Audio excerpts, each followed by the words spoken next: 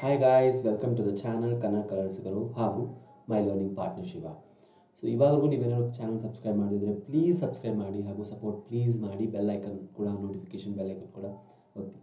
So ಇವತ್ತು ನಾವು ಏನು ಡಿಸ್ಕಸ್ ಮಾಡೋಕ್ಕೆ ಹೊರಟಿದ್ದೀರಿ ಅಂದರೆ ಡಿ ಬಾಸ್ ದರ್ಶನ್ ತೂಗುದೀಪ ಅವರ ಬಗ್ಗೆ, challenging star D boss Darshan Thoogudeepa ಅವ್ರ ಬಗ್ಗೆ ಮಾತಾಡ್ಲಿಕ್ಕೆ ಹೊರಟಿದ್ದೀವಿ. ಯಾರು ಈ ದರ್ಶನ್ ತೂಗುದೀಪ?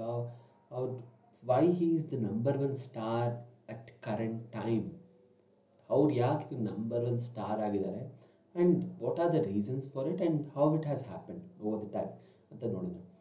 ಸೊ ದರ್ಶನ್ ತೂಗುದೀಪ ಅನ್ನೋದ್ರಲ್ಲಿ ತೂಗುದೀಪ ಅವ್ರ ನೇಮ್ ಇದೆಯಲ್ಲ, ಆ ತೂಗುದೀಪ ಅಂದ್ಬಿಟ್ಟು ಅವರ ಸರ್ನೇಮು ಅಥವಾ ಅವ್ರ ತಂದೆ ನೇಮ್ ಅಲ್ಲ. ಅದು ತೂಗುದೀಪ ಅಂದ್ಬಿಟ್ಟು 1964-66 ಶ್ರೀನಿವಾಸ್ ಅಂದರೆ ಅವ್ರ ತಂದೆ ಅವರು ಈ ತೂಗುದೀಪ ಮೂವಿಲಿ ಆ್ಯಕ್ಟ್ ಮಾಡಿರ್ತಾರೆ. ಆ ಮೂವಿ ಸಕ್ಸಸ್ ಆಗಿ ಆ ಮೂವಿಯಿಂದ ಅವ್ರಿಗೆ ಜಾಸ್ತಿ ನೇಮ್ ಬಂದಿರುತ್ತೆ, ಅದು ದೊಡ್ಡ ಹೆಸರು ಬಂದಿರೋದ್ರಿಂದ ಅದೇ ನೇಮನ್ನು ಎಲ್ಲರೂ ತೂಗುದೀಪ ಶ್ರೀನಿವಾಸ್ ಅಂತ ಕರಿತಾರಿಂದ ಹಾಗೆ ಅದು ಕ್ಯಾರಿ ಫಾರ್ವರ್ಡ್ ಆಗುತ್ತೆ.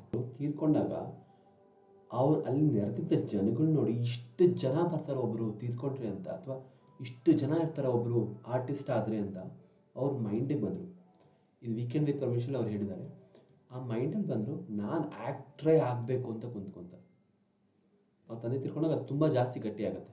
ಅವ್ರ ತಂದೆ ಇದ್ದಾಗೆ ಅವ್ರು ನೀನಾಸಮ್ಗೆ ಹೋದರು, ಅಲ್ಲಿ ಕಷ್ಟಪಟ್ಟು ಮಾಡ್ತಿದ್ರು, ಅದು ಇದೆಲ್ಲ ನಡೀತಿತ್ತು.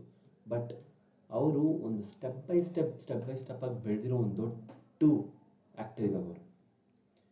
ಮನೆಗೆ ಅವ್ರ ತಂದೆ ತೀರ್ಕೊಂಡಾಗ ಮನೇಲಿ ಹಸುಗಳಿದ್ರೆ ಹಸುಗಳನ್ನ ತಂದು ಅಲ್ಲಿ ಹಾಲು ಕರೆದು ಅದನ್ನು ಹಾಲು ಹಾಕ್ದವ್ರು ಇದ್ದಾರೆ.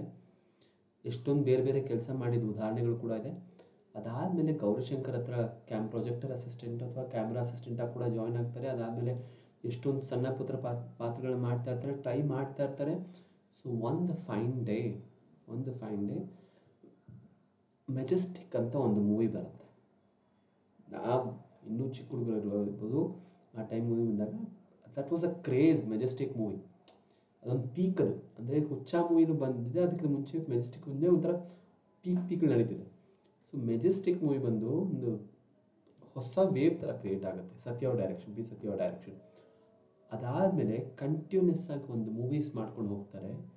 ಹಿ has proved himself that he is one of the bankable star. He is also one of the minimum guarantee star. Majestic ಆದಮೇಲೆ ಕರಿಯಾ ಮೂವಿ ಬರುತ್ತೆ. ಕರಿಯಾ ಮೂವಿ ಬಿಟ್ಟು ಏನು ಅದರದ್ದು ಹಿಸ್ಟ್ರಿ ಏನಂದರೆ, ಕರಿಯಾ ಮೂವಿ ಸ್ಟಾರ್ಟಿಂಗ್ ಅಷ್ಟು ಚೆನ್ನಾಗಿ ಹೋಗ್ತಿದ್ರು. 1 ವೀಕ್ ಆಯಿತು, 2 ವೀಕ್ ಆಯಿತು, 3 ವೀಕ್ ಆಯಿತು. ಅದಾದಮೇಲೆ ಓಡ್ತು I think I am correct, it's around 500 to 600 days ಓಡ್ತದ್ದು. 2 years ಒಂದು ಥಿಯೇಟರ್ಸಲ್ಲಿ ಓಡ್ತಿದ್ದದು movie. So Kariya was such a magnanimous hit. ಅದಾದಮೇಲೆ ಒಂದೊಂದೇ ಮೂವಿ ಮಾಡ್ಕೊಂಬಂದರು. ಕಲಾಸಿಪಾಳ್ಯ ಮಾಡ್ಕೊಂಬಂದರು, ಸ್ವಾಮಿ ಮಾಡ್ಕೊಂಬಂದರು, ಎಲ್ಲ ಒಂದಾದ್ಮೇಲೆ ಒಂದು ಮಾಸ್ ಎಂಟರ್ಟೈನರ್ ತೊಗೊಂಬಂದರು. ಅಂದರೆ he started becoming more and more closer to the audience and he started proving the stamina and the power. So ಈಗ ಆಗ್ತಾ ಏನಾಗ್ತಿತ್ತು ಅಂದರೆ, ಒಂದೊಂದು ಮೂವಿ ಮಾಡ್ಕೊಂಡು ಗಜ ಮಾಡ್ಕೊಂಬಂದರು, ಅಯ್ಯ ಮಾಡ್ಕೊಂಬಂದರು. ಸೊ ಇದೆಲ್ಲ ಒಂದೊಂದೇ ಮೂವಿ ಮಾಡ್ಕೊಂಬರ್ತಿದ್ರು. ಸೊ ಎಲ್ಲರ ಲೈಫಲ್ಲೂ ಒಂದೊಂದು ಬ್ಯಾಡ್ ಫೇಸ್ ಬರುತ್ತಲ್ಲ. ಒಂದು ಟೈಮಲ್ಲಿ ಅವ್ರದ್ದು ಫ್ಯಾಮಿಲಿ ಪ್ರಾಬ್ಲಮ್ ಇಂದ so something has happen. I don't want to dig it into it. So ಆ ಟೈಮಲ್ಲಿ ಸಾರಥಿ ಮೂವಿ ಬಂತು. Saarathi movie showed what he was to the people of Karnataka, ಏನು ಕನ್ನಡ ಜನತೆಗೆ ಅವರಾಗಿದ್ರು ಅಂತ, ಪ್ಲಸ್ ಕನ್ನಡ ಜನತೆ ಅವ್ರನ್ನೇ ಹೆಂಗೆ ನೋಡಿದ್ರು ಅಂತ. ಸಾರಥಿ ವಾಸ್ ಅ ಸ್ಟುಪೆಂಡಸ್ ಹಿಟ್ ಆ ಟೈಮಲ್ಲಿ. Still it's kind of I think it's an example. ಅದಾದಮೇಲೆ ಮೂವೀಸ್ ಒಂದಲ್ಲ ಒಂದು ಮಾಡ್ಕೊಂಡೇ ಬರ್ತಾ ಇರಲ್ಲ. ಆಫ್ಟರ್ ಈಗ ಕೂಡ he is the number one star. Okay, and he has been represented also properly.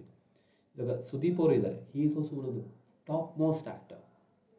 he also acknowledges ದರ್ಶನ್ಸ್ crowd pulling capacity. So Yash ಅವ್ರು ಇದ್ದಾರೆ. he is into a different game altogether. Yash ಅವ್ರ ಬಗ್ಗೆ ಇನ್ನೊಂದು ದಿನ ತೊಗೊಳ್ಳೋಣ, ಅವ್ರ ಬಗ್ಗೆ ಮಾತಾಡೋದಕ್ಕೆ. ನಾವು ಕನ್ನಡದಲ್ಲಿ ಯಾವ್ದಾದ್ರು biggest super star who is happening and also people who are looking into him as one of the biggest superstars, it is Darshan ಅವರು ಎಲ್ಲರ ಲೈಫಲ್ಲೂ ಪರ್ಸ್ನಲ್ ಮ್ಯಾಟರ್ಸ್ ಇದ್ದೇ ಇರುತ್ತೆ. ಎಲ್ಲ ಲೈಫಲ್ಲೂ ಅವ್ರದ್ದೇ ಆದಂಥ ಆಫ್ಟರ್ ಸಾರಥಿ ಆಮೇಲೆ ಎಷ್ಟೊಂದು ಮೂವೀಸ್, ಕ್ರಾಂತಿವರ ಸಂಗೊಳ್ಳಿ ರಾಯಣ್ಣ, ಆ ಮೂವಿ ಕುರುಕ್ಷೇತ್ರ.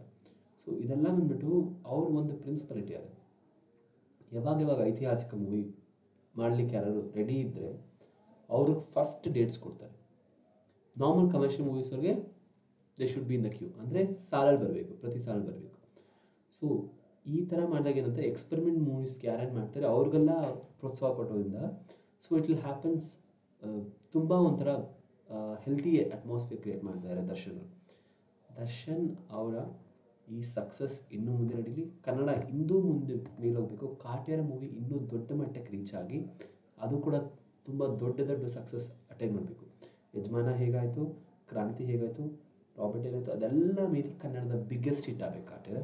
ನೆಕ್ಸ್ಟ್ ಬರೋ ಎಲ್ಲ ಮೂವೀಸ್, ಎಲ್ಲ ಕನ್ನಡ ಸ್ಟಾರ್ಸ್ ಮೂವಿನೂ ಹಿಟ್ ಆಗಬೇಕು. ಒಳ್ಳೆಯದಾಗಲಿ. ಪ್ಲೀಸ್ ಸಬ್ಸ್ಕ್ರೈಬ್ ಮಾಡಿ.